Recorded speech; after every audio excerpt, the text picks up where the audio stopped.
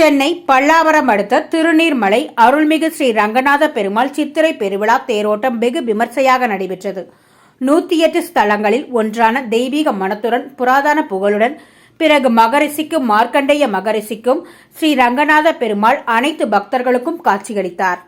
ஊர் பொதுமக்கள் மற்றும் தாம்பரம் மாநகராட்சி துணை மேயர் காமராஜ், பல்லாவரம் சட்டமன்ற உறுப்பினர் இ. கருணாநிதி, பம்மல் மண்டல குழு தலைவர் வே. கருணாநிதி ஊர் பொதுமக்களுடன் சேர்ந்து தேர் இழுத்து அப்பகுதி முழுவதும் வலம் வந்தனர்.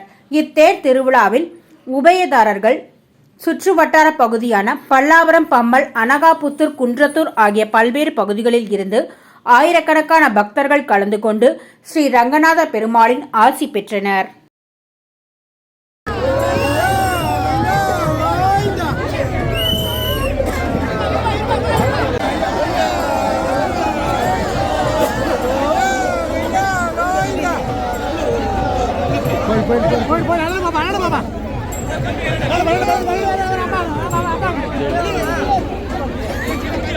பேத்தலைவா